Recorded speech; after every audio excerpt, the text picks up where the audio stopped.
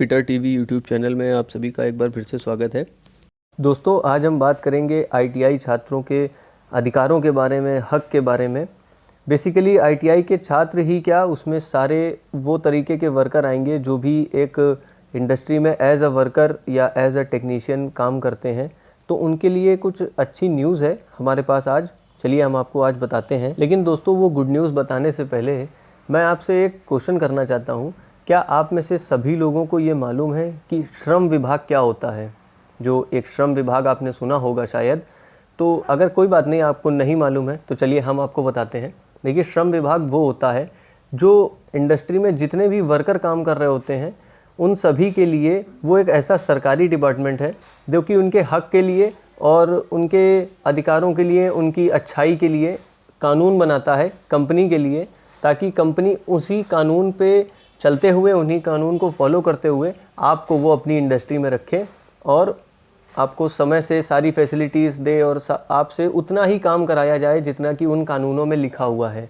तो अगर मान लीजिए ये कानून नहीं होंगे या श्रम विभाग का जो ये डिपार्टमेंट है सरकारी ये नहीं होगा या इस तरीके की कोई अथॉरिटी नहीं होगी तो कंपनियां अपना मनमाना काम करेंगी। आपसे अगर वो 10 घंटे चाहेंगी तो 10 घंटे काम करा सकती हैं, आपसे वो अगर 12 घंटे चाहेंगी तो 12 घंटे काम करा सकती हैं। लेकिन इन कानूनों के होने की वजह से क्या होता है कि कंपनी जो है वो थोड़ी सी कंट्रोल में रहती है और आपसे वो उतना ही काम ले सकती है, उतना ही आपसे एफर्ट करा सकती है जितना कि कानूनों में लिखा हुआ है। तो चलिए आइए हम उस गुड न्यूज़ की बात करते हैं कि आप लोगों के लिए नए सत्र में, नए जो ईयर आने वाला है, जो अभी अप्रैल से नया एक सेशन स्टार्ट होगा, तो उसमें आपके लिए क्या अच्छी चीज़ें, क्या गुड न्यूज़ है। श्रम विभाग की तरफ से नए कानून निकाले गए हैं वर्कर्स के लिए, जो कि आप सभी आईटीआई छात्रों पे, जब भी आप अपने इंडस्ट्री किसी में काम करने जाएंगे तो वहाँ पे आपके ऊपर लागू होंगे। तो आपको उनको जानना बहुत ज़रूरी है।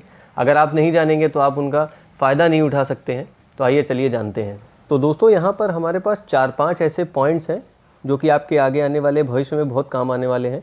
तो देखिए, फर्स्ट पॉइंट ये है कि आप किसी भी कंपनी में, किसी भी इंडस्ट्री में आप एज अ वर्कर या एज अ टेक्नीशियन काम करने अगर जाते हैं, आपकी जॉब वहाँ पे लगी है, तो वहाँ पे अब नए आने वाले जो सत्र है आपका अप्रैल से जो चालू होगा, इसमें क्या होगा, नए साल से आपके उस इंडस्ट्री में एक वेलफेयर ऑफिसर ज़रूर होगा आपकी कंपनी में। अभी तक ऐसा नहीं होता था। अब ये होगा क्यों? इसलिए वेलफेयर ऑफिसर का काम ये होगा कि आपके जो भी कंपनी के वर्कर्स हैं, जो भी श्रमिक हैं, उन सभी को सरकारी योजनाएं जो आ रही हैं सरकार से, उन श्रमिकों के लिए, उन वर्कर्स के लिए, जिनमें कि आप भी होंगे, तो उसका पूरा फ़ायदा उनको मिल सके। कई बार ऐसा होता है कि कई सारे ऐसे श्रमिक हैं जिनको एजुकेशन वगैरह नहीं है उनकी, या थोड़ा सा सोशलिस्टिक नहीं है, उनको नहीं समाज में पता होता है कि ये कौन सी सरकारी नई योजना उनके लिए आई है या इसका लाभ कैसे उठाना है, इसमें क्या क्या चीज़ें उनके लिए अच्छी हैं, क्या क्या उनको उनके लिए ज़रूरत पड़ने वाली है।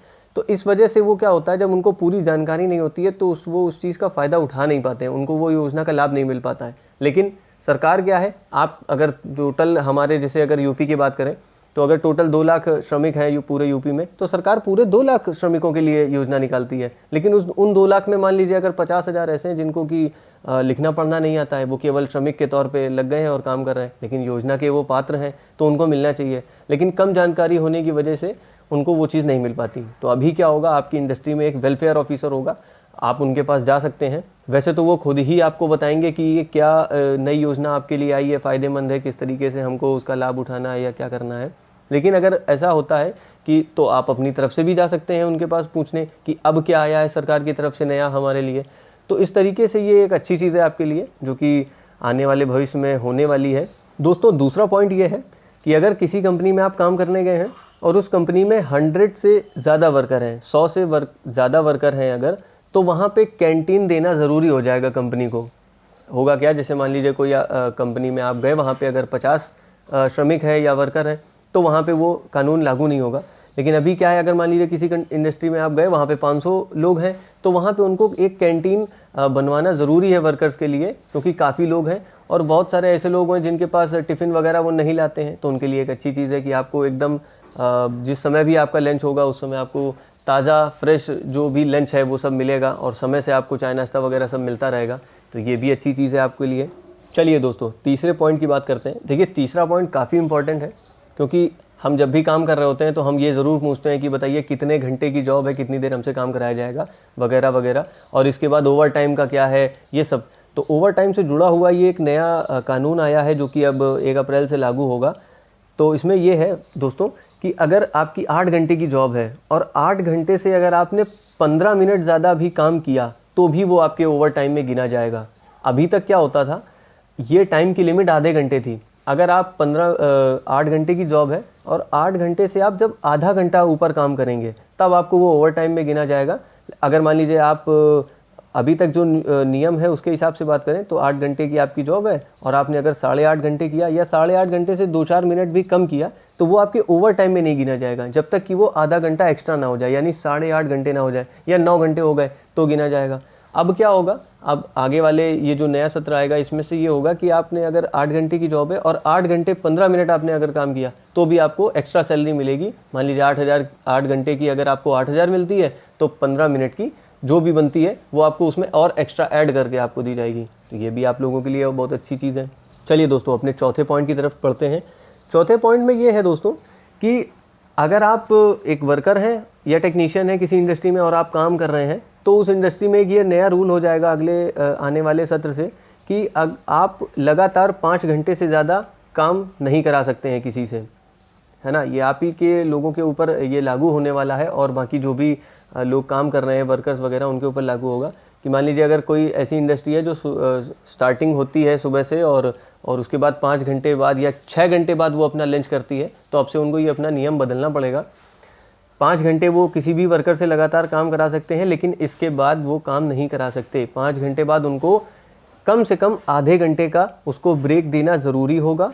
और एक अच्छी चीज़ और दोस्तों कि ये जो ब्रेक होगा आपका आधे घंटे के बाद, ये ब्रेक भी आपके काम के घंटों में ही गिना जाएगा। मान लीजिए अगर 8 घंटे की जॉब है तो उस 8 घंटे में मान लीजिए आपने 5 घंटे लगातार काम किया और अब बचे 3 घंटे, तो उन 3 घंटों में इधर आधा घंटा और निकाल लीजिए जो आपको 5 घंटे के बाद ब्रेक मिलना है। तो उधर 2.5 घंटे, आधे घंटे का ब्रेक और 5 घंटे, ये टोटल 8 घंटे हो गए। मतलब वो जो ब्रेक आपको मिलेगा उसमें लंच वाली बात नहीं है, उसमें केवल आपको ब्रेक मिलेगा क्योंकि आपने 5 घंटे लगातार काम किया है। तो आदमी को थोड़ा सा रिलैक्स मिलना चाहिए। एक और एक्स्ट्रा चीज़ है दोस्तों, वो मैं बताता हूँ आपको। ये जितने भी कानून हैं ये सारे उन वर्करों पे लागू होंगे चाहे वो आप परमानेंट हो उस इंडस्ट्री में या उस कंपनी में, या फिर आप कॉन्ट्रैक्ट बेस पे आए हो। आप 2-3 साल के कॉन्ट्रैक्ट पे हैं, 10 साल के कॉन्ट्रैक्ट पे हैं तो भी ये कानून आपके ऊपर लागू होंगे, या फिर आप उस इंडस्ट्री में या कंपनी में आप परमानेंट काम करते हैं तब भी आपके ऊपर लागू होंगे। तो ये भी बहुत अच्छी चीज़ है दोस्तों कि ऐसा कुछ नहीं है कि परमानेंट पे लागू होगा और बाकी पे नहीं, ये सभी पे एक समान लागू होगा। तो ये बहुत अच्छी चीज़ है। आई होप आपको ये वीडियो अच्छा लगा होगा। वीडियो को लाइक करें, कमेंट करें, शेयर करें और इस टॉपिक के बारे में अगर आपके कोई भी डाउट्स हैं तो वो हमें कमेंट करके ज़रूर बताएं। दोस्तों अगर आपको इस नोटिफिकेशन को डाउनलोड करना हो तो हमारे टेलीग्राम चैनल को ज़रूर ज्वाइन करें। वहाँ पे आपको हर तरीके की नोटिफिकेशन और PDF वगैरह सारे मिल जाएंगे और ये नोटिफिकेशन भी वहीं पे आपको मिल जाएगी, वहाँ पे आप जाके डाउनलोड कर सकते हैं। फिटर TV नाम से हमारा टेलीग्राम चैनल है टेलीग्राम ऐप पर। अगर अभी तक आपने हमारे चैनल को सब्सक्राइब नहीं किया है तो जाके तुरंत सब्सक्राइब करें और बेल आइकन को ज़रूर प्रेस करें ताकि आपको नई वीडियो की नोटिफिकेशन मिले सबसे पहले।